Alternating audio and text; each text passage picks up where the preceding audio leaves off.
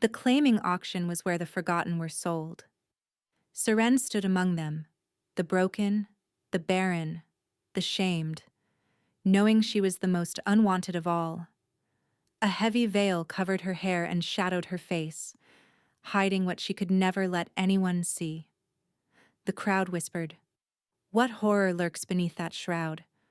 What creature hides among the desperate?" They weren't wrong to wonder. Beneath the dark fabric lay the truth that had destroyed her life. Silver white hair, pale violet eyes, the marks of the void touched, a curse so reviled that even her own father had tried to drown her as an infant. She was an omen of death, a harbinger, a monster in human skin. No one would choose her. She would not be claimed if she hid her face. She would not be claimed if she revealed it. Then Alpha King Theron of Valdris arrived. Cold, beautiful, untouchable.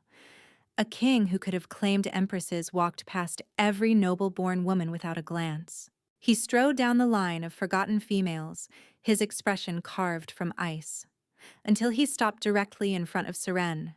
His gaze dropped to her hands, to the worn leather cord wrapped around her gloved finger. A crude ring braided from strips of hide and centered with a small river stone. Worthless to everyone else in the world. The Alpha King stopped breathing. "I'll take her," he said, his voice fracturing like ice over a frozen lake. The hall erupted in chaos, but Seren stood frozen too, because she knew that ring. A starving orphan boy had pressed it into her palm 17 years ago, along with a promise she had never forgotten. "I'll come back for you." Neither of them understood what honoring that promise would demand of them both. The women had been lined up like cattle awaiting slaughter. Seren kept her head bowed, her gloved hands clasped before her, her breath shallow beneath the thick veil that hid everything she was. The great hall of Valdris had been transformed for the night, not into a place of celebration, but a marketplace for the unwanted. The claiming auction. The final destination for unmated females who had nowhere else to go. Around her stood the others. A widow with 3 pups and no family to take her in. A young woman whose scarred face told a story of fire and survival. An Omega so old that her childbearing years had long passed. All of them desperate, all of them hoping. Seren was not hoping. She was simply trying not to be seen. The auctioneer, a wiry man with spectacles perched on his nose, droned through the introductions with the enthusiasm of someone announcing grain prices at market. Female, 23 summers, capable of domestic work, fair health, no living pups. No one was listening. The gathered alphas, merchants, minor lords, widowers seeking housekeepers rather than wives, murmured among themselves, casting occasional glances at the platform. Their gazes slid over Seren and snagged. The veil. Always the veil. "What's wrong with that one?" someone muttered. "Must be hideous beneath all that fabric. Or diseased. Who would hide their face otherwise?" Seren's fingers tightened around each other. Let them wonder. Let them assume the worst. It was still better than the truth. Because the truth was worse than hideous. The truth was cursed. Her father stood near the back of the hall, arms crossed, watching with the cold satisfaction of a man about to rid himself of a burden. Her younger sister Lysara lingered beside him, beautiful and golden-haired, everything Seren was not. Neither of them acknowledged her. If no one claimed her tonight, her father had made it clear what would happen: slavery, the salt mines, a death slower and more painful than any swift execution. This was his final revenge for the crime of her existence. The auctioneer moved down the line, past the widow, past the scarred woman, past the aging Omega. He was approaching Seren now, and her pulse spiked with dread. Then the great doors exploded open. Every voice died. Every head turned. The presence that rolled through those doors was not the dominance of an ordinary alpha. This was something ancient. something forged in blood and winter, something that made even the strongest wolves in the room lower their eyes instinctively. Seren felt it like a hand pressing against her chest. "The Alpha King," someone gasped. Alpha King Theron of Valdris walked into the hall as though he had carved it from stone with his own hands, and perhaps his ancestors had. He was tall, impossibly tall, with dark hair that fell past his shoulders and eyes the color of a frozen river. Pale gray, piercing, utterly without warmth. Rumors said he was beautiful. Rumors said princesses wept when he refused their marriage proposals, and that poets had drowned themselves trying to capture his likeness in verse. But Seren thought beautiful was the wrong word. Beautiful implied softness, approachability. There was nothing soft about this man. He was a blade given human form. Why would the king come here? The whispers rippled through the crowd. He could have anyone. Why a claiming auction? Theron ignored them all. His gaze swept the platform with clinical precision, assessing, dismissing. He walked past the widow without slowing, past the scarred woman, past the aging Omega. His footsteps stopped directly in front of Seren. She kept her head bowed, staring at the stone floor, and her blood rushing so loudly in her ears she could barely think. The silence stretched. No one in the hall dared breathe. Then, quietly, lethally, "Look at me." Seren's throat closed. She couldn't. If she raised her head, the veil might shift, might reveal. "Your hands," he said, his voice dropping lower. "Show me your hands." Confusion cut through her terror. Her hands? Seren lifted them, palms up, still gloved. Theron's gaze locked onto her left hand, onto the worn leather cord wrapped around her ring finger. A crude band braided from strips of hide, centered with a small river stone worn smooth by years of touch. The ring a starving orphan boy had made for her 17 years ago in a frozen forest, moments before the slavers had torn him away. The Alpha King went absolutely still, his face drained of color, his eyes widened. For one impossible moment, the cold mask cracked, and beneath it, Seren glimpsed something that looked almost like pain. "Where did you get that?" His voice was barely a whisper. Seren's lips parted, but no sound emerged. Theron's hand shot out and gripped her wrist, not painfully, but with an urgency that made her gasp. His fingers were ice cold even through her glove, cold in a way that wasn't natural, wasn't normal. "Where?" he demanded again. "It was a gift," Seren managed, "from someone I knew, long ago." Something fractured in his expression. His grip tightened for just a moment, then released. He straightened to his full height, his face once again an unreadable mask of frost. But his eyes remained fixed on that worthless ring as if it were the most precious object in the world. "I'll take her," he announced. The hall erupted. The carriage moved through the night like a vessel cutting through dark water. Seren sat rigid on the velvet seat, her hands folded tightly in her lap, the ring pressing against her finger through the glove. Outside, the city had given way to countryside, and now the royal palace loomed in the distance, a fortress of black stone and silver spires that seemed to pierce the stars themselves. She was going to be sick. Nothing made sense. The Alpha King, the most powerful man in the realm, had chosen her. Her, the veiled woman at the auction, the unwanted daughter, the void-touched curse that even her own father couldn't wait to be rid of. Why? The ring. He had reacted to the ring. But that was impossible. The boy who had given it to her was dead. He had to be dead. The slavers had dragged him away into the winter storm 17 years ago, and she had never seen him again. She had searched. She had waited. For years, she had worn his ring and prayed to gods she didn't believe in. He never came back. So why had the Alpha King looked at this worthless piece of braided leather as though it held the answer to every question he had ever asked? The carriage stopped. A footman opened the door, and Seren stepped out onto smooth obsidian stone, her legs unsteady beneath her. The palace rose above her like a mountain made of shadow and frost. "This way, my lady." She followed the guards through corridors that seemed to stretch into infinity. The walls were lined with portraits of past kings, their painted eyes following her progress. The air grew colder the deeper they went, unnaturally cold, as though the palace itself were carved from ice. Finally, they stopped before a massive door bound in iron. "His Majesty will see you now." The door swung open. The room beyond was a study, vast, dark, lit only by a fire that burned low in an enormous hearth.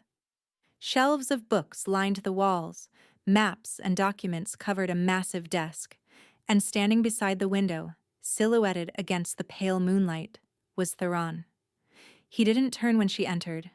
Seren dropped into a curtsy, her veil swaying forward. "Your Majesty." "Rise."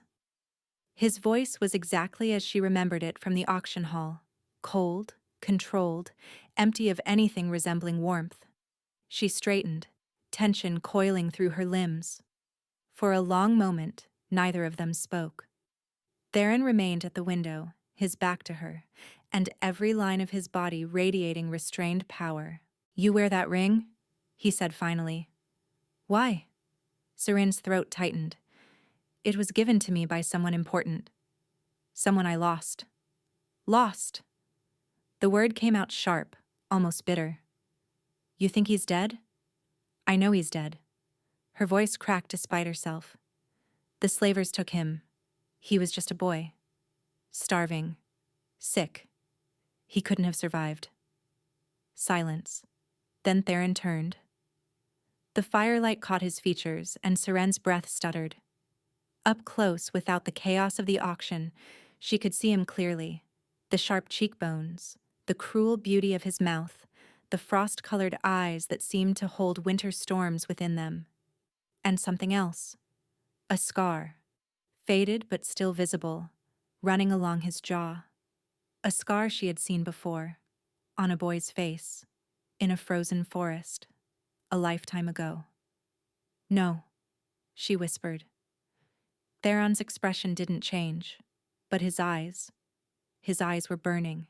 "The boy survived," he murmured. "The slavers sold him to the fighting pits. He killed his way out, clawed his way up from nothing, became a warrior, a general, and eventually, a king." Seren couldn't breathe. The room tilted around her.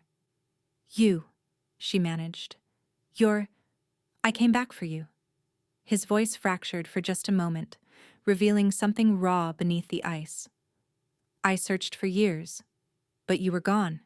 Your family had moved, changed their name, and hidden you away. I thought—" He stopped, his jaw tightened. "I thought you had died." Tears burned behind Seren's eyes.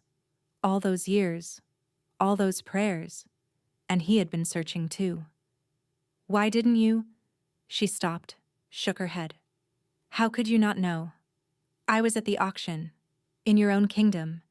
If you'd been looking—" "I was looking for a girl with golden hair and brown eyes." Theron's gaze traveled over her veiled form. "You wore no veil when I knew you. Your hair was the color of honey. Your eyes were warm." Seren went cold. He didn't know. He didn't know what she had become, what had been done to her, what she was now. The void touch had manifested when she was 12, 2 years after the slavers took him. Her hair had turned white as bone. Her eyes had shifted to pale violet. And her father, already resentful of the daughter who reminded him of his dead wife, had finally found his excuse to hate her openly. She was no longer the girl Theron remembered. She was a monster now. "Your Majesty," she began carefully, "there are things you don't understand. Things about me that have changed. I don't care." The words stopped her cold. Theron crossed the distance between them with predatory grace, stopping close enough that she could feel the unnatural cold emanating from his body. I made you a promise 17 years ago. I intend to keep it. What promise? His hand rose, giving her time to pull away. When she didn't, his fingers closed around hers, around the hand wearing his ring. Even through the glove, his touch was ice. I promised I would come back for you, he said. I promised I would protect you, and I promised that one day I would make you my queen. Seren's stomach knotted with emotion she couldn't name. But I should be clear about something, Theron continued, his voice hardening back into frost.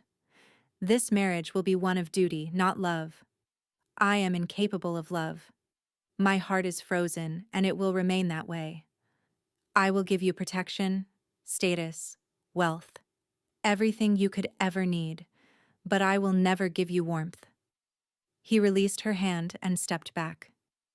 If you accept these terms, the wedding will take place in 3 days. You will be queen. You will want for nothing. His eyes met hers through the veil, cold and absolute. But you will never have my heart. Is this agreeable? Seren stared at him. This man who had been a boy she once saved, now offering her salvation with one hand and emptiness with the other. She thought of her father waiting to sell her to the mines. She thought of 17 years of hiding, of shame, of being called a curse. Cold over cruelty, she thought. Yes, Your Majesty, she breathed. It's agreeable. Theron nodded once. Then I will see you at the altar. He turned back to the window, dismissing her. But as Seren reached the door, his voice stopped her one final time. The veil, he said without turning. You hide yourself. Why? Her hand tightened on the doorframe. Because what's beneath would only prove that the girl you remember is gone, Your Majesty. She left before he could respond. But even as she walked away, she felt his gaze on her back. Cold, curious, and haunted by something that might have been grief. The morning of the contract signing arrived cold and gray. Seren had barely slept. The chambers they had given her were larger than any room she had ever occupied. A suite with a canopied bed draped in silver silk, a bathing room with water that steamed on command, and a team of servants who had arrived within hours of her request. Blind servants. Just as she had asked, when she made the request, she expected refusal, mockery, and delay. Instead, the head steward had simply bowed and said, "It will be done, my lady." And it was. 6 women who could not see her face, her hair, her cursed eyes. They bathed her gently in rose-scented water. They brushed her hair without flinching at its unnatural color. They dressed her in soft gray silk and arranged her veil with careful hands. No one had been gentle with Seren in a very long time. She wasn't sure whether to weep or run. Now, walking through the palace corridors toward the council chamber, Seren tried to steady herself. Her father would be there. The thought made her stomach twist into knots. He had come to witness the contract signing, to ensure the transaction was complete, to wash his hands of her forever, and to remind her, no doubt, of everything she owed him for not drowning her when she was born. The council chamber doors swung open. The room was enormous. A long table dominating the space, windows behind it letting in pale morning light. The Alpha King sat at the head, flanked by 2 advisors whose faces revealed careful neutrality. He was dressed in black. Of course he was. The color suited him, emphasizing the breadth of his shoulders and the sharp angles of his face. In the daylight, he looked even more severe than he had the night before, a king carved from winter itself. And at the far end of the table, deliberately not looking at her, sat her father. Lord Varon Ashford was a handsome man in his late 40s, silver threading through his dark hair, his jaw perpetually set in an expression of cold disapproval. Beside him sat Lysara, golden and beautiful in a gown of pale blue, her eyes flickering between curiosity and something that looked almost like jealousy. "Please sit," Theron said, gesturing to a chair near him. Seren sat. One of the advisors cleared his throat. Your Majesty, the marriage contract has been prepared according to your specifications. If you would permit me to summarize. That won't be necessary. Theron picked up the document, scanned it briefly, and then set it down. I will explain the terms myself. His gaze found Seren, or rather, found the veil where her face should be. First and most important, he said, no one will ever be permitted to see you without your consent. Not myself, not my household, not any member of my court or kingdom. You will receive veils of the finest make, servants who cannot see, and absolute authority over who views your face. Seren's breath caught. Second, Theron continued, you will be queen. You will receive lands, titles, wealth, and all privileges accorded to the crown. You will lack for nothing. She waited for the cruelty to follow, the catch, the trap. Third, he said, his voice dropping into something colder. We will not share a life beyond what is necessary. We will not share chambers. We will not dine together. You will attend royal functions at my side perhaps 3 or 4 times a year to maintain appearances. Otherwise, our paths will not cross. Seren felt her father's eyes on her, waiting for her to flinch, to weep, to beg. She kept her voice steady. And children, Your Majesty? You will give me heirs to secure the succession. Theron's tone remained clinical, factual. Once you have done so, our physical relationship will end. That is the extent of what I require from you. Her father surged forward. Your Majesty, I must protest. You don't understand what you're binding yourself to. If you knew what was beneath that veil. I wasn't speaking to you. Theron's voice could have frozen fire. I was speaking to my future queen. The words hung in the air, sharp as a blade. Lord Varen's face mottled with fury, but he forced himself back into his seat. Seren's blood rushed in her ears. My future queen, he had said. Is this agreeable to you? Theron asked. Seren thought of everything she had endured. The drowning attempt when she was 3 days old. The years of being called cursed, monster, omen of death. The beatings when her father drank too much. The isolation. The shame. This man was offering her safety, protection. A life where no one would look at her with hatred. And all he asked in return was that she expect nothing from him. Yes, Your Majesty, she said clearly. It's more than agreeable. You honor me greatly. One of the advisors coughed uncomfortably. Lord Varen looked as though he might explode. And Theron? Theron tilted his head slightly, a shadow of confusion crossing his features. Honor you, he repeated. I have just told you I will never love you, never share my life with you, and never be more than a distant stranger who happens to bear your title. And you consider this an honor? Seren met his gaze through her veil. Yes, Your Majesty, she murmured. Because you have also promised to protect me, to respect my wish for privacy, and to never look upon me with disgust. She paused. That is more than anyone has ever offered me. Far more than I deserve. The room went very still. Lord Varen's expression twisted with something ugly. Rage, yes, but also fear. He had expected her to crumble. He had expected Theron to realize his mistake and cast her aside. Neither had happened. Theron studied her for a long moment, his winter storm gaze unreadable. Then he pushed the contract across the table toward her. Sign here. Seren signed. Her father signed as witness, his hand shaking with barely suppressed fury. The advisor signed. And then, it was done. She was going to be queen. As they exited the council chamber, the corridor stretched before Seren like a gauntlet. Courtiers lined the walls, lords and ladies in silk and jewels, all of them staring, whispering, their curiosity a physical weight. Is that her? Why does she hide her face? The king could have anyone. Why choose this Creature.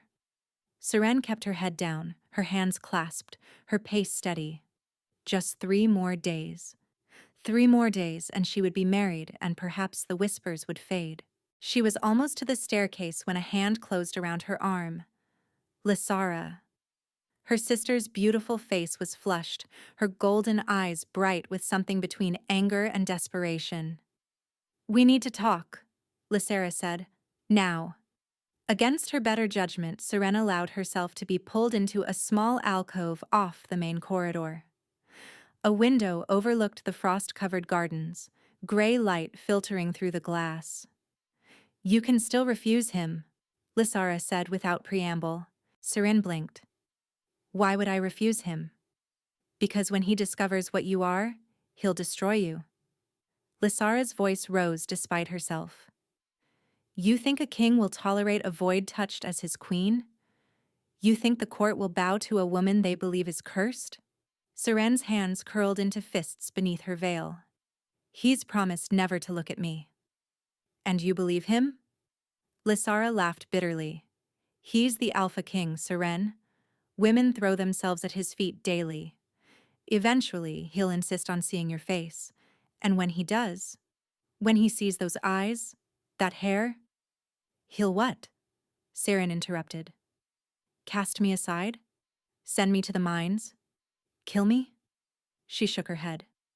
"Father has already promised me worse than that. At least with the king, I have a chance." Lysara stepped closer, her voice dropping to a hiss. "You killed Mother, Seren. You know that, don't you? She died giving birth to you. And ever since that day, everything you've touched has turned to ash." Her sister's eyes glittered with unshed tears. "Father was right about you. You're a curse. And now you're going to curse the entire kingdom." The words hit like a blade between Seren's ribs. "I didn't kill her," Seren whispered. "I was a baby. I didn't—" "You destroyed our family?" Lysara's voice cracked. "And now you're going to destroy the king too. I can see it. The same way I saw what happened to Mother. To the servants who looked at you too long.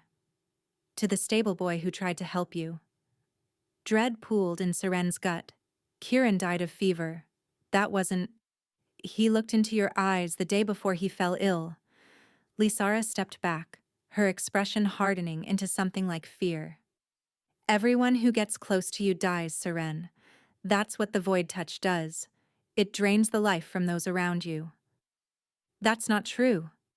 "The king seems kind to you now," Lysara continued, ignoring her.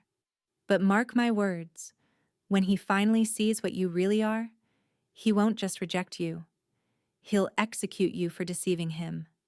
And honestly," her sister's smile was sharp and cold, "maybe that would be mercy. For everyone."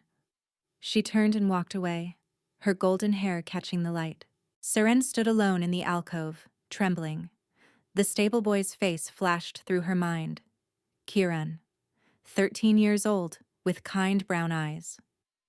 He had brought her extra bread sometimes, when her father forgot to feed her. He had smiled at her. And then he had died. Coincidence, she told herself. Fever. It was fever. But the doubt coiled in her chest like a serpent, cold and patient. What if Lysara was right? What if the void touch wasn't just a mark? What if it was truly a curse? What if everyone who loved her was destined to die? Seren looked down at the ring on her finger, the crude leather band that Theron had made for her when he was a starving orphan with nothing else to give. He had survived. He had come back for her. But now she wondered if that survival was temporary. And if by marrying him, she was simply signing his death warrant. The cathedral bells tolled at dawn. Seren stood before the mirror in her chambers, her reflection a ghost draped in white silk and silver thread. The wedding gown was the most beautiful thing she had ever worn, perhaps the most beautiful thing she had ever touched. Layers of gossamer fabric cascaded to the floor like frozen waterfalls, embroidered with tiny crystals that caught the light and scattered it into rainbows. And covering it all, hiding the bride beneath, was the veil. 3 layers of it. thick enough that no one would glimpse even a shadow of her features, heavy enough that she felt its weight on her shoulders like armor.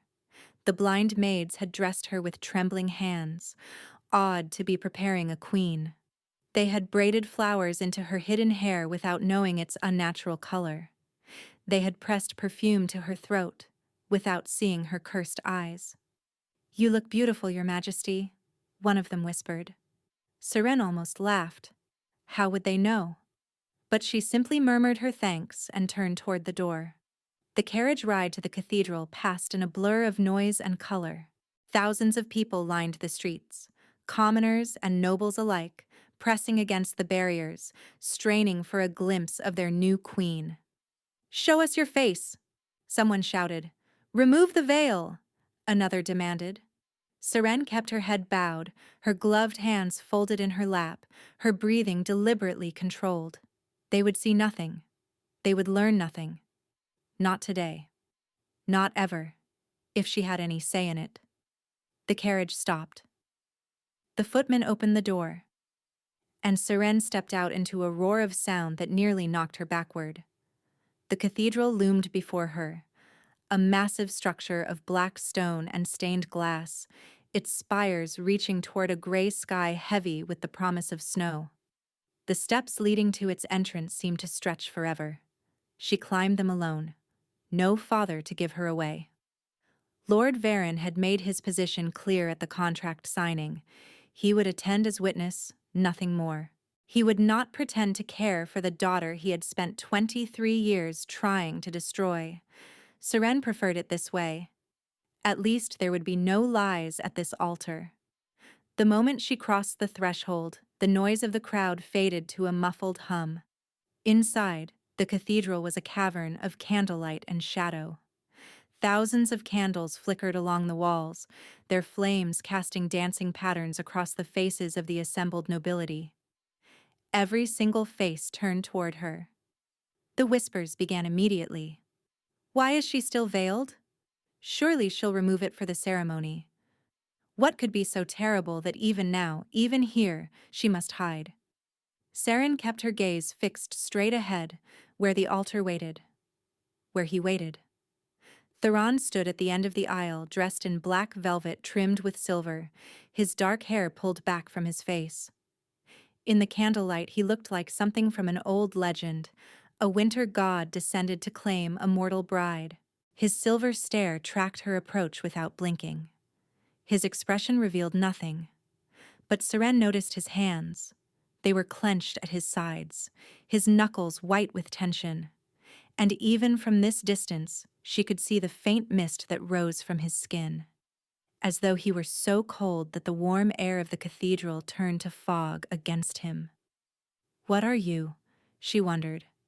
"What happened to you in those fighting pits?" She reached the altar. The priest began speaking, his voice echoing through the vast space, but Seren barely heard him. She was too aware of Theron beside her, the cold radiating from his body, the controlled stillness of his posture, the way his scent wrapped around her like frost on a winter morning. Alphas were supposed to run hot. Everyone knew that. Their blood burned with the fire of their wolves, their skin warm to the touch even in the deepest cold. But Theron felt like he had swallowed winter whole. "Do you, Theron, Alpha King of Valdris, take this woman to be your wife, your queen, your mate?" "I do." His voice was steady, empty, a formality, nothing more. The priest turned to Seren. "And do you—" "Wait." Theron's voice cut through the ceremony like a blade. The priest stuttered into silence. The congregation held its breath. Theron turned to face her fully, his gaze boring into the layers of fabric that hid her face. "Before you answer," he said, low enough that only she could hear, "you should understand something. I meant what I said in my study. I am incapable of love. My heart is frozen, literally, not metaphorically. I cannot feel warmth. I cannot feel tenderness. I cannot feel anything but cold." Seren's breath caught. "You will be my queen," Theron continued. "I will protect you. I will honor the promise I made 17 years ago, but I will never be able to love you the way a husband should love a wife. Do you understand this? Truly. Through her veil, Seren studied him. This man who had been a boy she once knew, now offering her everything and nothing at the same time. I understand, Your Majesty, she whispered. And you still accept? Yes. Emotion broke through his mask for just a moment. Surprise, perhaps, or something deeper. Then he nodded once and turned back to the priest. Continue. The rings were brought forward on a velvet cushion, 2 bands of silver set with pale blue stones that glittered like captured ice. Theron took her hand to slide the ring onto her finger, and even through her glove, she gasped at the cold. It was like being touched by death itself. His fingers were elegant, strong, and impossibly cold. And yet his grip was gentle as he guided the ring into place. By the power vested in me, the priest intoned, I now pronounce you husband and wife, alpha and queen, mates bound by sacred vow. The claiming. They needed to claim each other verbally since the physical claiming, the bite, the mark, would require her to reveal her neck. I claim you as mine, Theron said, his voice carrying through the cathedral. My wife, my queen, my mate. Seren felt her wolf stir beneath her skin, restless, confused. There was no snap of a mate bond, no overwhelming sense of rightness, just cold and silence, and the weight of 17 years pressing down on them both. I claim you as mine, she echoed. My husband, my king, my mate. The priest smiled. You may kiss your bride, Your Majesty. The cathedral went utterly silent, every eye fixed on Theron, waiting. Would he lift the veil? Would they finally see the mysterious queen's face? Seren's throat constricted with anxiety. Her fingers curled around her bouquet. Theron studied her for a long moment. Then he reached out and took her hand. He lifted her gloved fingers to his lips and pressed a kiss to her knuckles. Gentle, formal, cold. The crowd erupted in confused murmurs. He didn't remove the veil? We still can't see her face. What is wrong with her? But Seren barely heard them. She was staring at Theron, at the man who had just honored her wish without question, without demand, without even a hint of resentment. Thank you, she whispered. His frost-colored eyes met hers through the veil, unreadable. You asked me not to look, he said, his voice low. I keep my promises. Then he turned, offered her his arm, and led her back down the aisle. Behind them, the whispers swelled into a storm. The queen was still hidden. The mystery remained unsolved, and for the first time in years, Seren felt something other than fear. She felt hope. The wedding feast passed in a blur of noise and color. Serene sat at the high table beside Theron, separated from the celebration by her veil and by the wall of cold formality that surrounded her new husband. Nobles approached to offer congratulations, their eyes flickering with barely concealed curiosity. She accepted their well wishes with quiet grace, revealing nothing. Theron spoke when necessary, his responses clipped and precise. He did not look at her. He did not touch her. He did not acknowledge her presence beyond what protocol demanded. And yet, whenever a lord stepped too close, Theron's hand would brush against hers beneath the table, a brief, icy touch that made the interloper step back without knowing why. Whenever a lady's whisper grew too pointed, Theron would turn his wintry gaze in her direction, and the woman would fall silent mid-sentence. He was protecting her, silently, constantly, without ever admitting that was what he was doing. By the time the feast ended, Seren's nerves were wound so tight she could barely breathe. The maids led her to the royal chambers, a suite even larger than her previous rooms, dominated by a massive canopied bed draped in silver and black. They prepared her with trembling hands. Rose-scented bath, soft nightgown, hair brushed until it gleamed, though none of them could see its cursed color. Then they left her alone. Seren sat on the edge of the bed, her hands folded in her lap, anxiety coiling through her limbs. This was it. The consummation. The next step in the contract she had signed. She had known this was coming. She had agreed to it willingly. But that didn't stop the fear from pressing against her chest like a weight. 3 soft knocks at the door.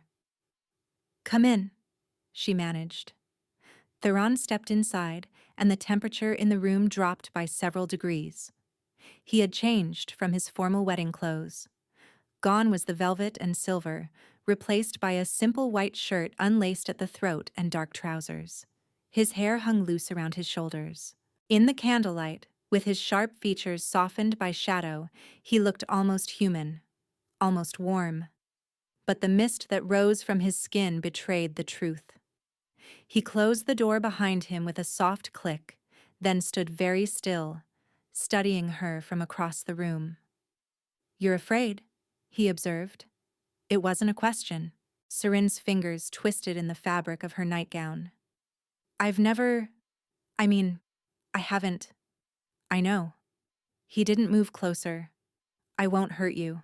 That's not why I'm here. The contract... The contract requires an heir." His voice was clinical, detached. "But not tonight. Not until you're ready." Seren blinked. "What?" Theron crossed to the window, keeping his distance. "I told you I would protect you. That includes protection from myself." He paused, his back to her. "I know what I am, Seren. I know what this body feels like to touch. Cold, unnatural, unpleasant. That's not... I won't force you to endure something that brings you discomfort simply because a piece of paper demands it." He turned to look at her, his silver stare glittering in the candlelight. "When you're ready, truly ready, you'll tell me. Until then, we will share this chamber for appearances only. I'll sleep in the chair." Seren stared at him, warmth blooming unexpectedly in her chest. He was offering her time, patience, understanding. This cold, frozen king who claimed he couldn't feel anything was showing her more kindness than anyone had in her entire life. "You don't have to sleep in the chair," she heard herself say. Theron went still. "The bed is large enough for both of us," Seren continued, her voice barely above a whisper. "You can stay on your side. I'll stay on mine. But you don't have to be uncomfortable just because I'm adjusting." A long silence stretched between them. "You're not afraid of me," Theron said, as though trying to understand a puzzle that wouldn't resolve itself. "I've spent my entire life being afraid." Seren lifted her chin, though he couldn't see the gesture through her veil. "I'm tired of it." His mask slipped for just a moment. Surprise, perhaps, or something warmer. Then he nodded once. "Very well." He crossed to the bed with measured steps, giving her ample time to change her mind. She didn't. He lay down on the far side, leaving a careful distance between them, his arms folded over his chest like a corpse in a coffin. The cold emanating from him reached her even across the space, a gentle wave of winter that should have made her shiver. Instead, Seren found herself inching closer. "What are you doing?" Theron asked, his voice carefully controlled. "You're cold," she said simply. "You're always cold. Doesn't it bother you?" "I'm used to it." "That's not the same as it not bothering you." She moved closer still, until she was near enough to feel the full force of the cold radiating from his body. It was like lying beside a block of ice. Any normal person would have recoiled, but Seren had spent her life being called unnatural, being called wrong, being told that her very existence was a curse upon the world. She knew what it felt like to be treated as a monster.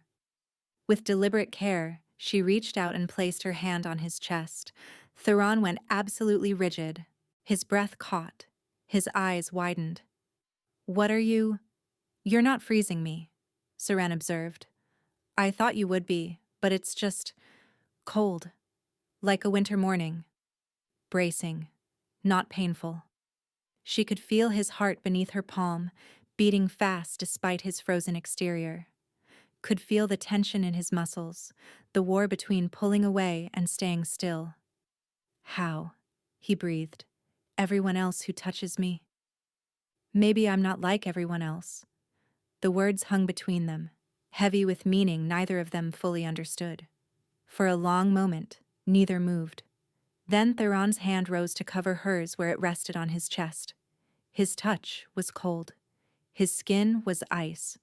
But his grip was gentle, and his eyes, when they met hers through the veil, held something that looked almost like wonder. Perhaps not, he murmured.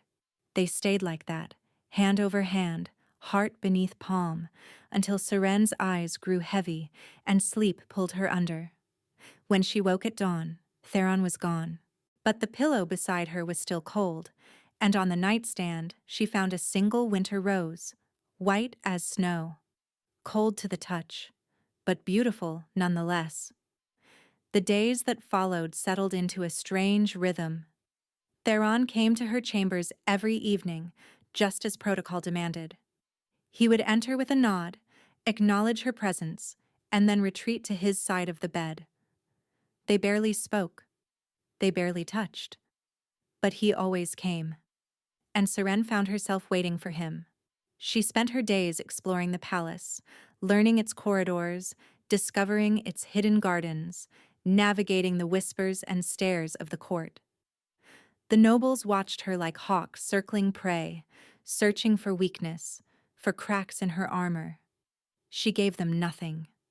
But at night, alone with Theron, the armor fell away. "Tell me about the fighting pits," she said one evening, 3 weeks after their wedding. Theron's hand stilled on the book he had been reading. "Why would you want to know about that?" "Because I want to know you." Seren turned to face him, pulling her legs beneath her on the bed. "The real you. Not the king everyone fears, not the frozen warrior with no emotions. You."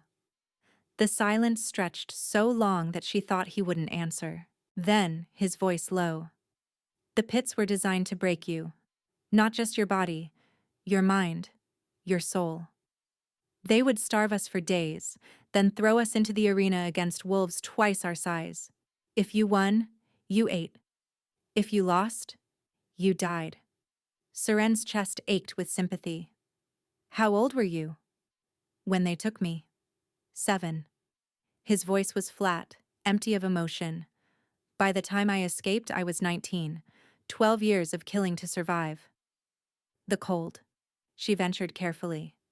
"Was that from the pits?" Theron's jaw tightened. "There was a witch. A powerful one. She ran the pits. Used her magic to make us fight harder, heal faster. When I finally killed her to escape, she cursed me with her dying breath." "What kind of curse?" "My heart would turn to ice. I would feel nothing. No love, no warmth, no joy. I would live as I had made her fighters live. Cold, empty, and alone." His eyes met hers through the veil. "She wanted me to suffer the way I had made her victims suffer." Seren reached across the distance between them and took his hand. His fingers were cold as death, but she didn't let go. "You were a child," she said fiercely. "You were a victim too. Whatever you did to survive, whatever you had to become, that wasn't your fault." Theron stared at their joined hands as though he couldn't comprehend what he was seeing. "You should be repulsed by me," he said. "I've killed more people than I can count. I can't feel warmth. I can't love you. And yet you touch me as though none of that matters." "It doesn't matter." "How can it not matter?" Seren smiled beneath her veil, though he couldn't see it. "Because I know what it's like to be called a monster, Theron. I know what it's like to be hated for things beyond your control. And I know that the boy who gave me this ring," she lifted their joined hands, the crude leather band visible on her finger, "wasn't a monster. He was kind. He shared his bread with me when he was starving himself. He made me a ring from scraps because he wanted me to have something beautiful. Her voice softened. That boy is still inside you somewhere. The witch didn't destroy him. She just buried him in ice. Theron's hand trembled in hers. His breathing had gone ragged. You shouldn't believe in me, he whispered.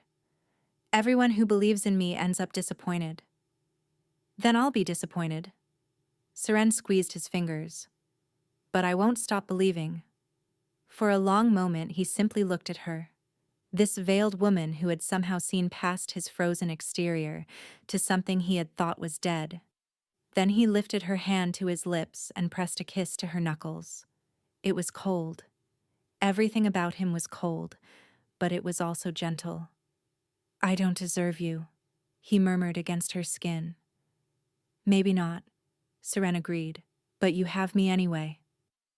That night, for the first time, Theron didn't retreat to his side of the bed. He lay beside her, close enough that his cold seeped into her warmth, and let her curl against his chest like a cat seeking shelter from a storm. Is this uncomfortable for you? He asked, his voice strained. The cold? No, Seren murmured, already half asleep. It's just you. I like you. She felt him go still, felt the sharp intake of breath that froze into mist above them. And then, so quietly she almost missed it, she heard him whisper, I like you too. It wasn't love. It couldn't be love. He had said so himself. But as Seren drifted off to sleep, she thought maybe it could be the beginning of something. Over the following weeks, everything changed. Theron began arriving earlier in the evenings before the sun had fully set. He would bring dinner to her chambers instead of making her sit through the awkward formal meals in the Great Hall. They would eat together, talking about everything and nothing, his kingdom, her childhood, books they had read, places they wanted to see. He smiled more. Small smiles, barely there, but real. And Seren found herself watching for them, treasuring them like rare gems. You're beautiful when you laugh, she said one evening before she could stop herself. Theron blinked, caught off guard. No one has ever called me beautiful. That's because they're terrified of you. And you're not? Seren tilted her head, considering. I was at first. But now?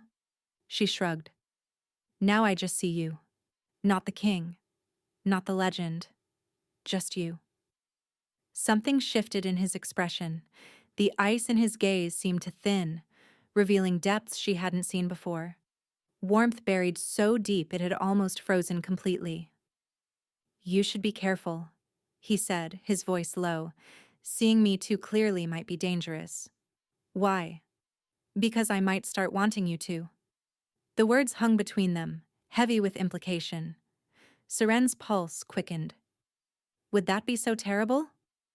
Theron reached across the space between them and touched her veil, not to remove it, just to trace his cold fingers along its edge. I don't know, he admitted. I've never wanted anything before, not since the pits. Wanting things only led to pain. His fingers stilled. But with you, I find myself wanting things I know I can't have. What things? His hand dropped. He looked away. It doesn't matter. But it did matter. Seren could see it in the tension of his shoulders, the way his hands curled into fists, the mist that rose more heavily from his skin when his emotions ran high. He wanted her. He wanted to feel something for her. And it was tearing him apart that he believed he couldn't. That night, after he had fallen asleep beside her, Seren lay awake staring at the ceiling. I'm falling in love with him, she realized. With his rare smiles, with his unexpected gentleness, with the way he protected her without asking for anything in return. I'm falling in love with a man who says he can never love me back. She should stop. She should guard her heart, keep her distance, and remember that this was a contract and nothing more. But as she turned to watch him sleep, his face peaceful, the frost on his skin glittering in the moonlight, she knew it was already too late. She loved him. And that love might be the most dangerous thing of all. 2 months had passed since the wedding. 2 months of dinners together. 2 months of conversations that stretched into the small hours of the night. 2 months of falling asleep beside him and waking to find winter roses on her pillow. Seren had never been happier, and she had never been more terrified. Because something was wrong with Theron. She first noticed it 3 weeks ago, a slight tremor in his hands when he reached for his wine goblet. She had dismissed it as fatigue. Being king was exhausting after all. But then the tremors grew worse. Then came the coughing. Harsh, racking coughs that left him gasping, frost crystallizing on his lips. He would wave away her concern, insist it was nothing, and retreat into his cold silence until the episode passed. But Seren watched. Seren noticed. The mist that rose from his skin had grown thicker. The cold that emanated from him had intensified. Some nights, she would wake to find ice forming on the blankets where his body touched them. He was freezing from the inside out. "You're getting worse," she said one evening, watching him struggle to hold a quill steady enough to sign a document. Theron's jaw tightened. "It's nothing." "It's not nothing." Seren crossed the study and placed her hand over his, stilling the tremor. "Your hands are shaking. You're coughing up frost. The servants are afraid to touch you because you're so cold it burns them. The servants should mind their own business." "Theron." She squeezed his fingers. "Please, talk to me." For a long moment he said nothing. His wintry gaze stared at their joined hands, at the contrast between her warmth and his cold. "The curse is progressing," he said finally, his voice flat. "It was always going to progress. The witch designed it that way. A slow death rather than a quick one. More suffering." Seren's chest clenched painfully. "How long have you known?" "Since before I found you." He pulled his hand away, turning toward the window. "I've been dying for years, Seren. I just didn't care until now." "Until now?" He was silent for so long that she thought he wouldn't answer. Then, his voice rough. "Until I had something to live for." The words hit her like a physical blow. "There must be a cure," she said urgently. "There must be something." "There isn't." His voice was final. "I've searched, consulted every healer, every witch who would speak to me. The curse is tied to my heart. The only way to break it would be to thaw the ice that has formed there. Then we'll find a way to thaw it." Theron turned to look at her, and his expression shattered her heart. Hopeless, resigned, already grieving. "The ice doesn't thaw, Seren. That's the nature of the curse. The more I feel, the colder I become. The closer I get to warmth, the faster the ice spreads." His voice cracked. "Don't you understand? Caring for you is killing me." Seren felt her veins turn to ice. "No," she whispered. "No, that can't be true. Every moment I spend with you, the curse accelerates. Every time I—" He stopped, his hands curling into fists. "Every time I want to feel something for you, the ice grows thicker." Tears burned behind Seren's eyes. "Then stop. Stop caring. Stop spending time with me. If distance will save you—" "I can't." The words tore out of him like a confession. "I've tried. Every night I tell myself I won't come to your chambers. Every morning I swear I'll stay away. But then I see you. And I—" His voice broke completely. "I can't stay away from you, Seren. Even knowing it's killing me. Even knowing I'm signing my own death warrant every time I touch you." The room spun around her. All this time she had been falling in love with him. And all this time, her love had been killing him. Just like Lysara said, "Everyone who gets close to you dies."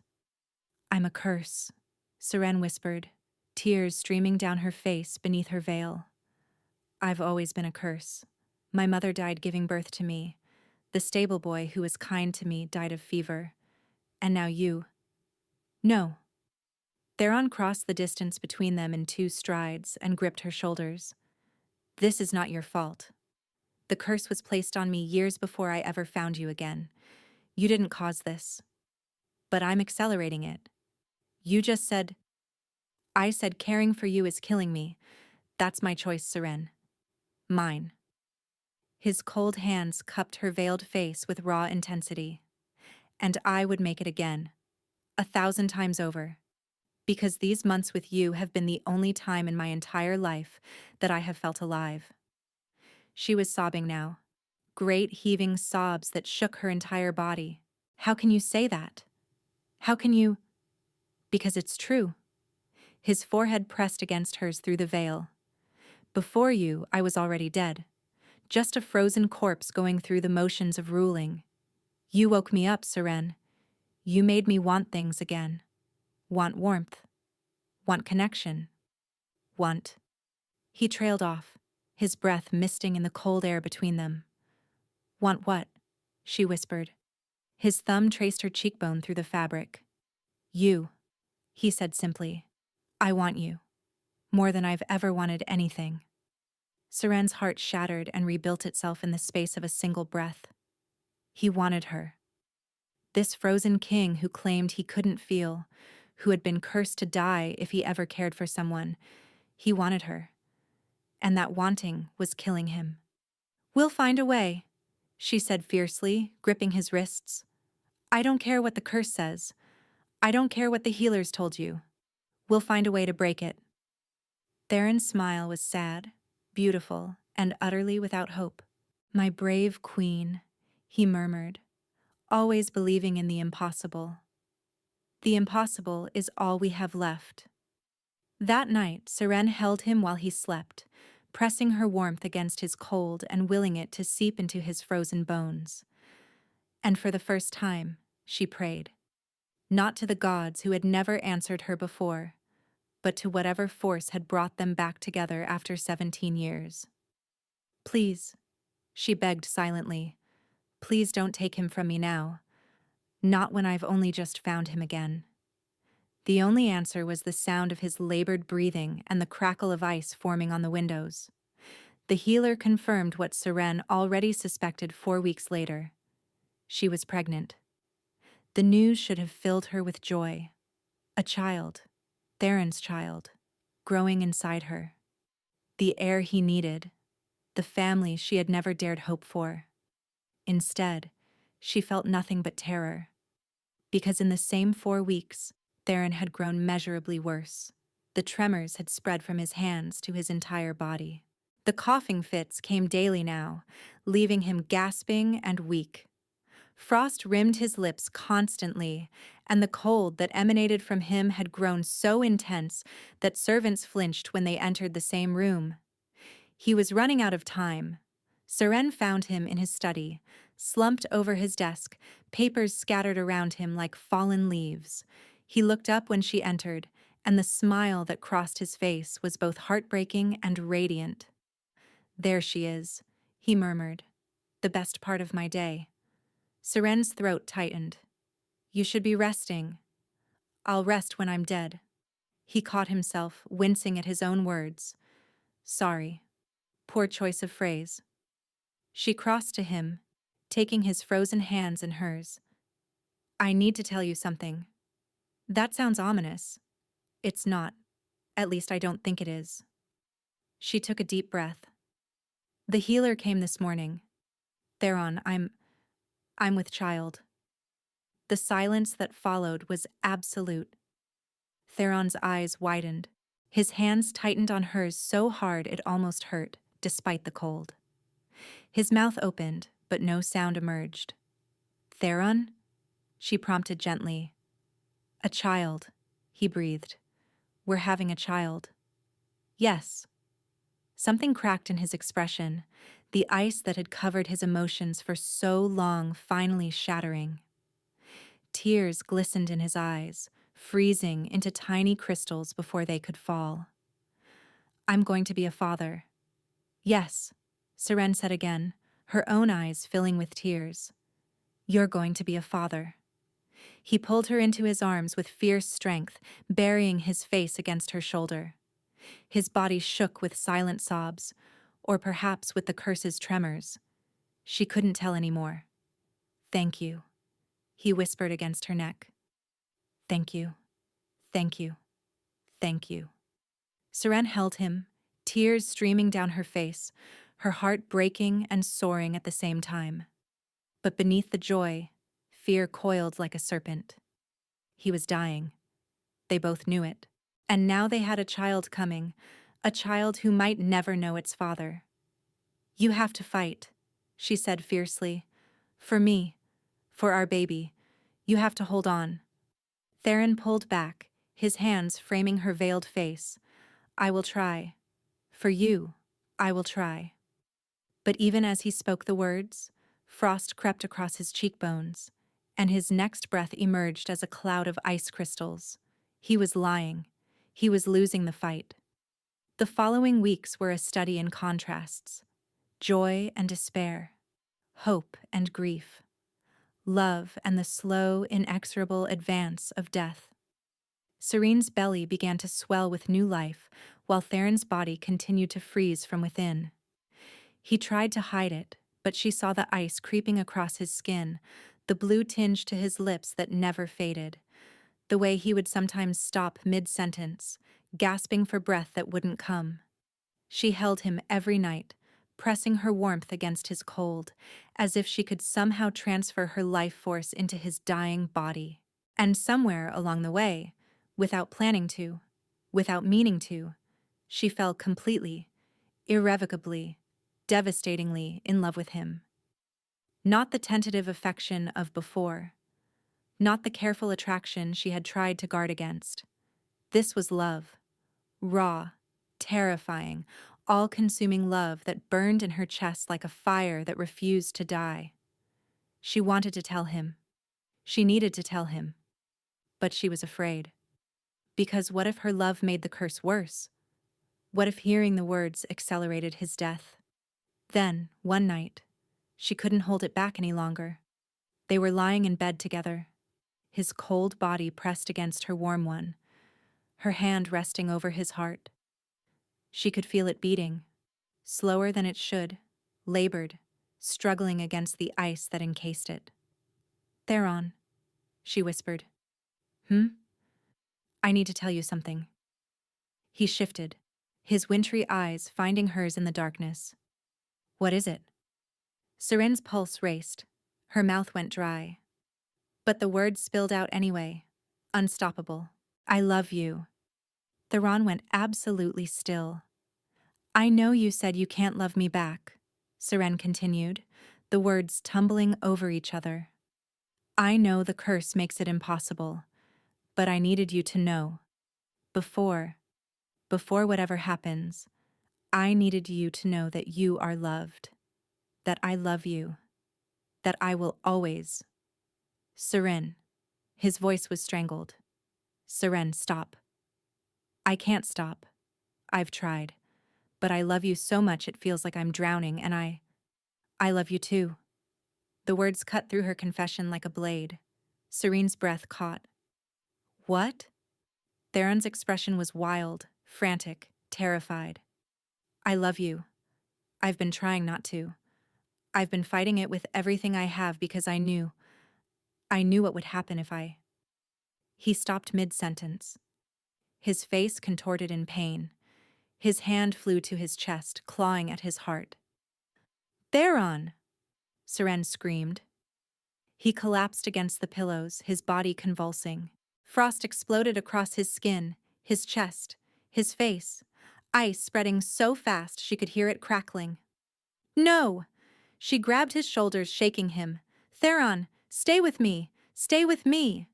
His eyes rolled back, his body arched, and then he went limp, ice crystallizing across his entire torso, his lips blue, his skin white as snow. He wasn't breathing. "Help!" Seren screamed, throwing herself toward the door. "Someone help me! The king is dying!" Guards burst in. Healers were summoned. Chaos erupted around her. But all Seren could see was Theron's frozen body on the bed, his heart finally surrendering to the curse it had fought for so long. "I killed him," she thought numbly. My love killed him. Just like Lysara always said. Everyone who gets close to you dies. 3 days. 3 days of sitting vigil beside Theron's frozen body. 3 days of refusing food, refusing sleep, refusing to leave his side. He wasn't dead. Not completely. The healers said his heart still beat. Barely. So slowly it was almost imperceptible. But it beat. The curse had frozen him in a state between life and death, his body encased in ice so cold it burned anyone who touched him. Anyone except Seren. For some reason she couldn't explain. She could still touch him, could still hold his frozen hand without flinching, could still press her lips to his ice-covered forehead without pain. You're different, one of the healers had murmured, staring at her with something like fear. What are you? Seren had no answer, but she knew who might. Bring me a witch, she commanded on the 3rd day, her voice raw from crying. A powerful one, someone who understands curses. The council protested. Witches were barely tolerated in Valdris, permitted only for minor healing. But Seren was queen regent now, with Theron incapacitated, and she made her will absolutely clear. Bring me a witch, or I will burn this palace to the ground searching for one myself. The witch arrived within hours. She was old, ancient perhaps, with silver hair and eyes that held the weight of centuries. She examined Theron's frozen form without touching him, her gnarled hands hovering just above the ice. This curse is old, she said finally, and powerful. It feeds on emotion, specifically, love. The more he feels, the colder he becomes. Can you break it? Seren asked, her voice strained with urgency. The witch shook her head. Not I. This is ice magic, bound to his heart. It would require fire to thaw, fire of equal or greater power. Then find me a fire witch. Find me someone who can... There is no fire witch powerful enough. The old woman's eyes found Seren's, and something flickered in their depths. But there might be another way. What way? The witch stepped closer, studying Seren with unnerving intensity. Remove your veil. Seren's veins turned to ice. No. I'm not asking to satisfy curiosity, child. I can sense something in you. Something unusual. Something that shouldn't exist. I said no. Then your husband will die. The words hung in the air, brutal and final. Seren's hands trembled. Her stomach knotted with fear. She thought of Theron lying frozen on the bed, of the child growing in her belly, of the promise made 17 years ago by a starving orphan boy. With shaking fingers, she reached up and pulled the veil from her face. The witch's eyes widened. Silver-white hair tumbled down Seren's shoulders.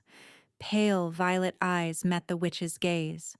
And there, on her forehead, gleamed the faint silver mark that had appeared the day her powers manifested, the mark of the void touched. Impossible, the witch breathed. You're a void-born. I don't know what that means. The fearful call your kind void touched, the witch said, her voice sharp with urgency.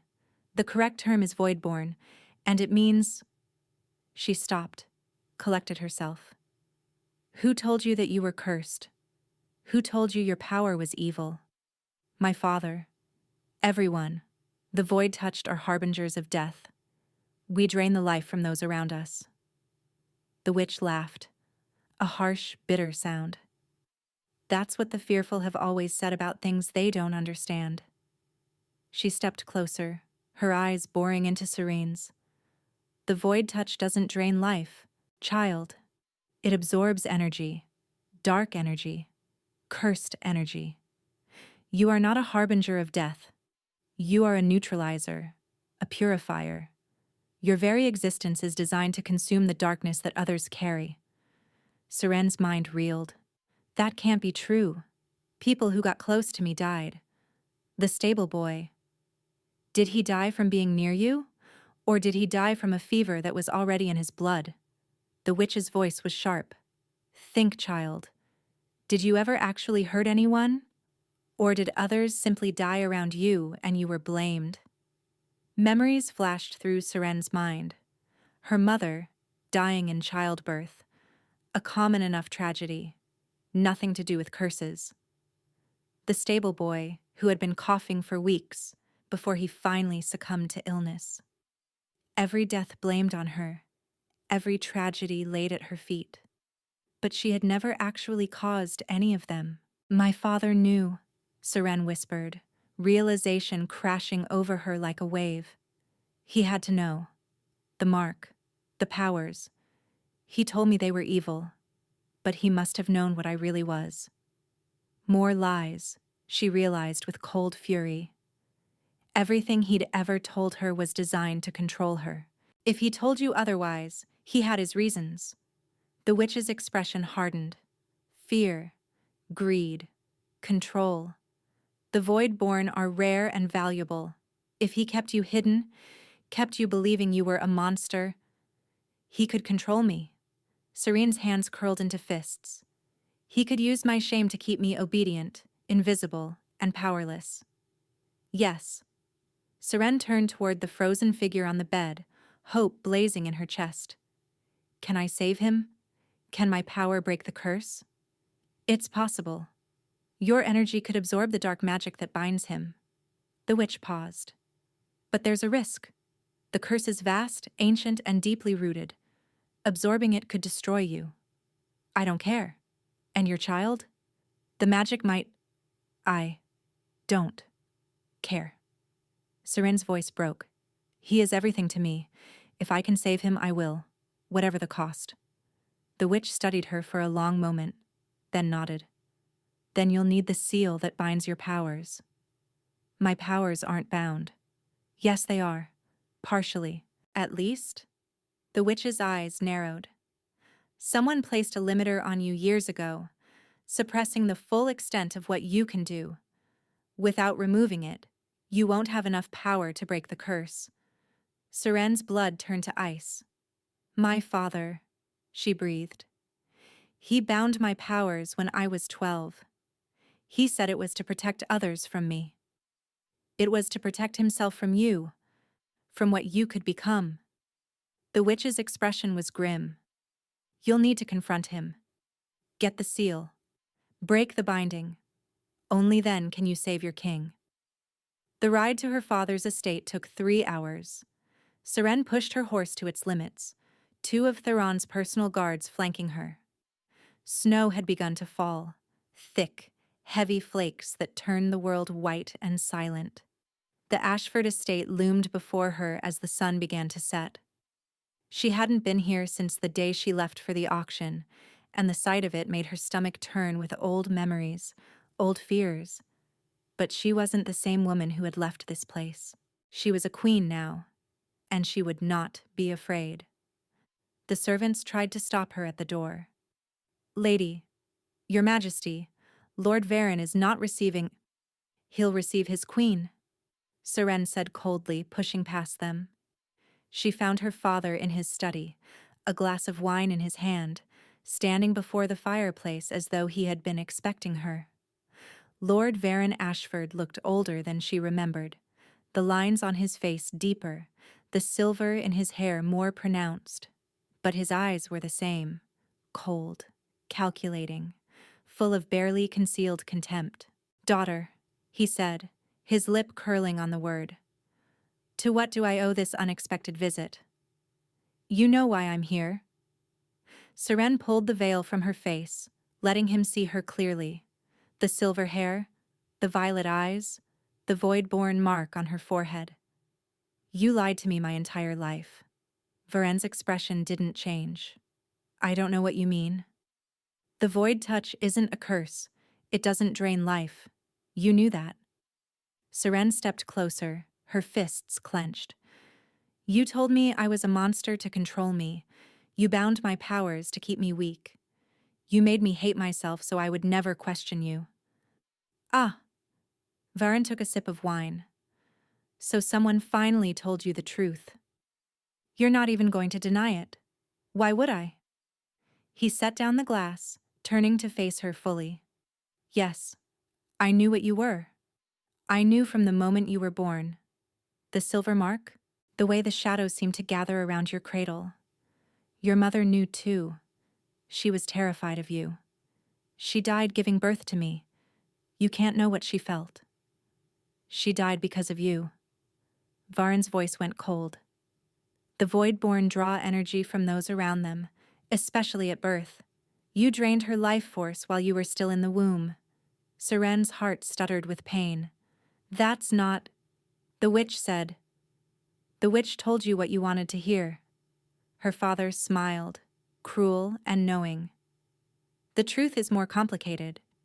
You can neutralize dark energy, yes, but you can also consume light energy if you lose control. Your mother was simply the first victim. You're lying. Am I? He stepped closer, his eyes boring into hers. Why do you think I kept you bound? Not to control you, to protect others from you. You are dangerous, Seren. You always have been. Seren's resolve wavered. The doubt crept in, cold and poisonous. But then she remembered Theron's frozen body, remembered the child growing in her womb, remembered 17 years of being told she was worthless, unwanted, a monster.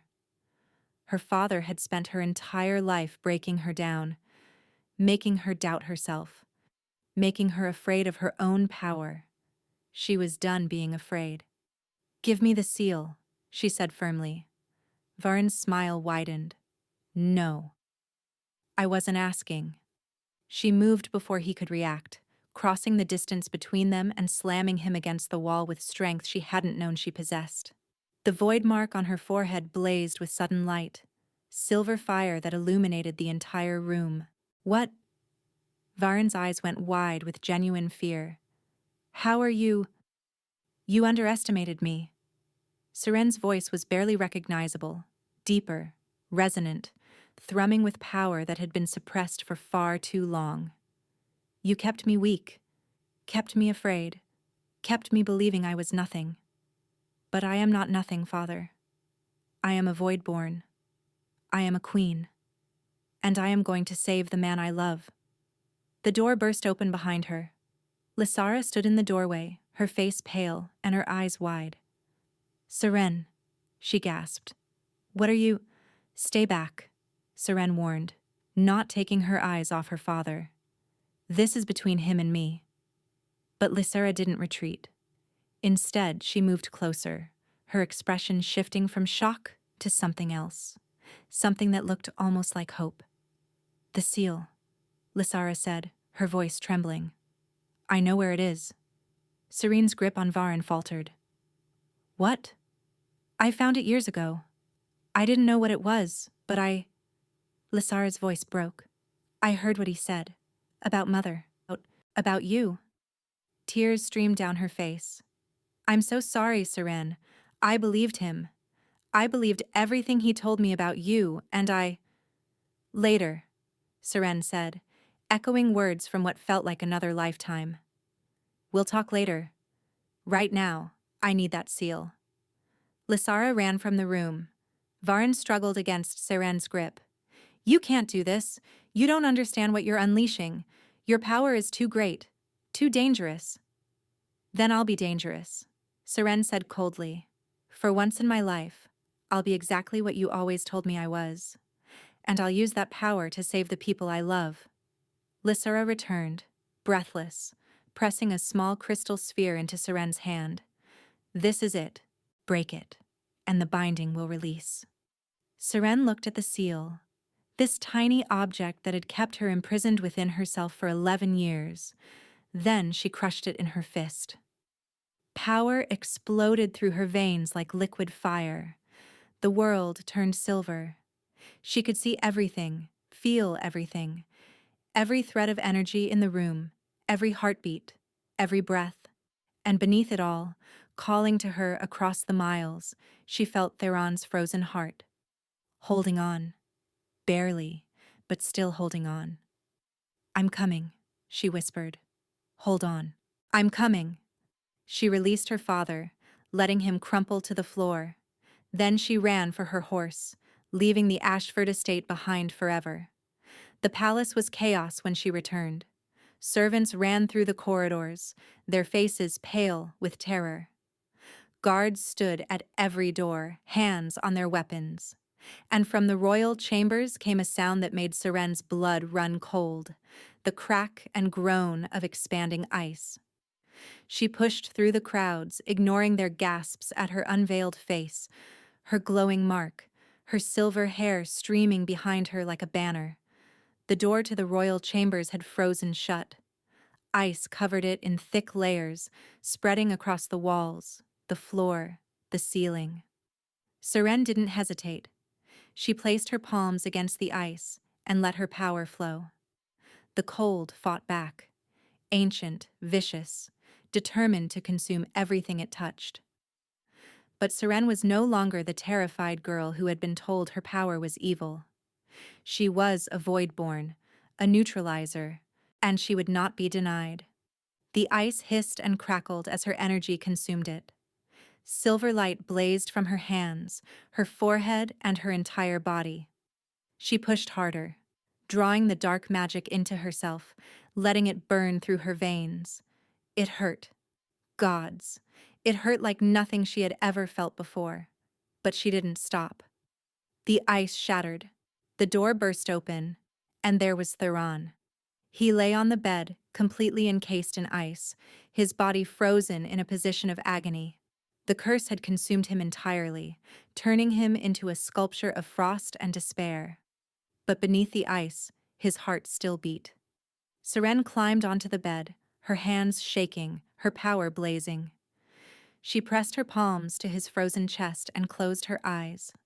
"I love you," she whispered. "I love you, and I'm not going to let you go. Not now. Not ever." She poured everything she had into him, her power, her warmth, her love. The darkness of the curse rushed into her like a flood, cold, vicious, hungry. It wanted to consume her, to freeze her from within just as it had frozen him. But Seren held on. She thought of the orphan boy who had shared his last crust of bread with her. She thought of the ring he had made her from scraps, the promise he had whispered before the slavers tore him away. She thought of the king who had chosen her at the auction, who had respected her wish for privacy, who had fallen in love with her despite knowing it would kill him. She thought of the child growing in her womb, their child, a life they had created together. And she refused to let go. The curse fought. The darkness raged. But love was stronger. Inch by inch, the ice began to melt. Water streamed from Theron's body, pooling on the bed, dripping onto the floor. His skin shifted from white to pale to something approaching normal. His lips lost their blue tinge. And then, he gasped. His eyes flew open, gray eyes, no longer frozen, no longer empty, alive, warm, terrified. "Seren," he croaked. "Seren, what?" She collapsed against him, her power finally spent, her body trembling with exhaustion. "I saved you," she managed. "I told you I would." Theron's arms wrapped around her with fierce strength. She could feel his skin, warm now, actually warm. The cold that had defined him for so long was gone, replaced by the natural heat of a living body. "You're warm," she whispered in disbelief. "You broke the curse." His voice was thick with wonder, with tears. "You actually broke the curse. My power. I'm a void-born. I can absorb dark energy." The words tumbled out in an exhausted jumble. "My father lied to me. I was never a curse. I was..." "Seren." Theron pulled back just enough to frame her face with his hands, his warm hands, and for the first time, he truly looked at her. Unveiled, unhidden, her silver hair spilling around her face, her violet eyes meeting his, her void-born mark glowing softly on her forehead. "You're beautiful," he breathed. Tears spilled down her cheeks. "You don't think I'm beautiful," he repeated firmly. "The most beautiful thing I have ever seen. And I don't just mean your face. He pressed his forehead to hers, his breath warm against her skin. I mean your heart, your courage, your stubborn, impossible, magnificent heart. Seren laughed through her tears. I thought I was losing you. You almost did. His voice cracked. But you didn't. You came for me, just like I came for you. He kissed her then, properly, fully, without barriers or veils or the cold that had always separated them. His lips were warm, his touch was fire, and Seren melted into him as 17 years of waiting finally ended, 6 months later. Seren stood in the palace gardens, their daughter cradled against her chest. The baby had her father's gray eyes and her mother's silver hair, a combination that had sent the court into whispered speculation and quiet wonder. Theron's firstborn, the Princess of Valdris, a child who would never know the cold. She's beautiful. Seren turned to find Lysara approaching, her expression tentative. Things between them were still healing. Years of hatred and misunderstanding couldn't be erased overnight. But they were trying. She has your chin, Lysara said, smiling softly. And Mother's nose, I think. Mother. Seren tested the word. It still hurt, but less than it used to. I wish she could have met her. She would have loved her. Lysara reached out and touched the baby's tiny hand. She would have loved you too, Seren. Father made you believe otherwise, but... Her voice broke. She loved you. I remember that much. She loved you from the moment she knew you existed. Seren's throat tightened. Thank you for telling me. Footsteps approached. Theron appeared around the corner, dressed in simple clothes rather than formal robes, his dark hair disheveled from sleep. He looked like a man now. Not a king, not a frozen legend. Just a man who loved his wife and daughter. There are my girls, he murmured, pressing a kiss to Serene's temple and stroking their daughter's cheek.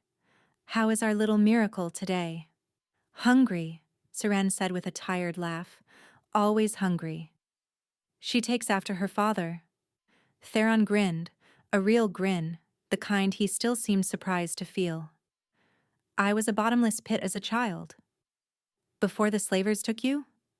Even after. His expression softened. Food was survival in the pits. I learned to eat whenever I could, however much I could. It's a hard habit to break. Seren leaned into him, absorbing his warmth. We never talked about it. The pits. What happened after you escaped? We have time now. He wrapped his arm around her, pulling both her and the baby closer. We have all the time in the world. No curse, no secrets, no ice between us. Just warmth. Just warmth, he agreed.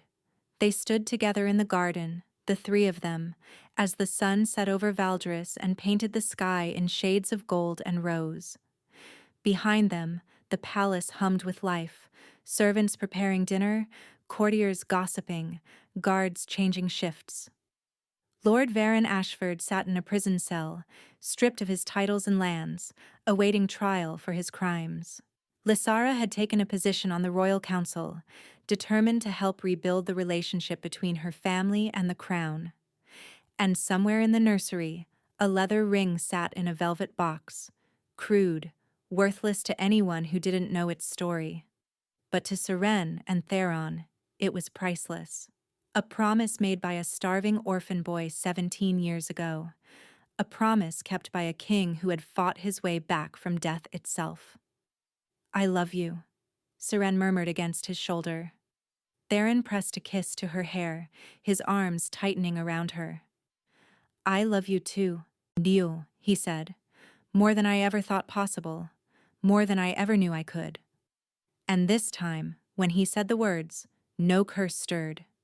No ice formed. No cold crept through his veins. There was only warmth. Only love. Only forever.